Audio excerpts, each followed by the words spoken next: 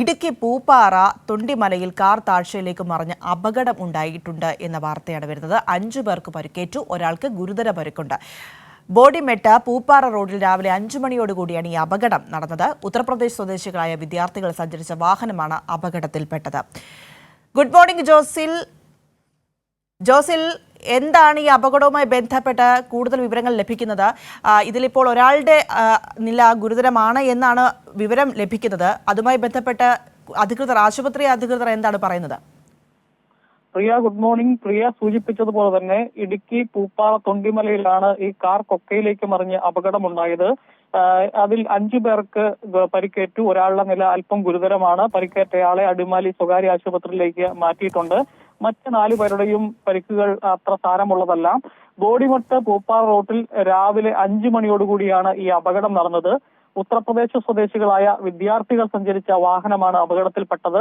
5 പേരായിരുന്നു ഈ വാഹനത്തിലുണ്ടായിരുന്നത്. ഈ മൂന്നാറിൽ വിനോദസഞ്ചാര സന്ദർശനത്തിന് ശേഷം മടങ്ങുമ്പോഴാണ് അപകടമുണ്ടായത്. ശാന്തമ്പാറ പോലീസും നാട്ടുകാരും ചേർന്നാണ് രക്ഷാപ്രവർത്തനം നടത്തിയിട്ടുള്ളത്. നിയന്ത്രണം നഷ്ടപ്പെട്ട കാർ ഡിവൈഡർ തകർത്ത് താഴ്ചയിലേക്ക് പതിക്കുകയായിരുന്നു. ഒരു കൃഷിയിടത്തിന് അടുത്ത് ഒരു വലിയ ജലസംഭരണിയുണ്ട്. ആ ജലസംഭരണിയുടെ സമീപമാണ് ഈ കാറ് ഇടിച്ചു നിന്നത്.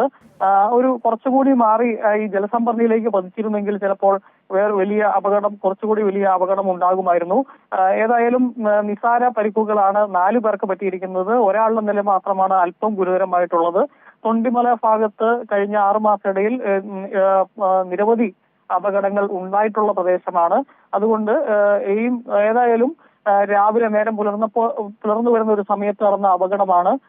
നാട്ടുകാരും പോലീസും എല്ലാം ചേർന്നാണ് ഈ പരിക്കേറ്റ ആളുകളെ ആശുപത്രികളിൽ എത്തിച്ചത്. പ്രിയ.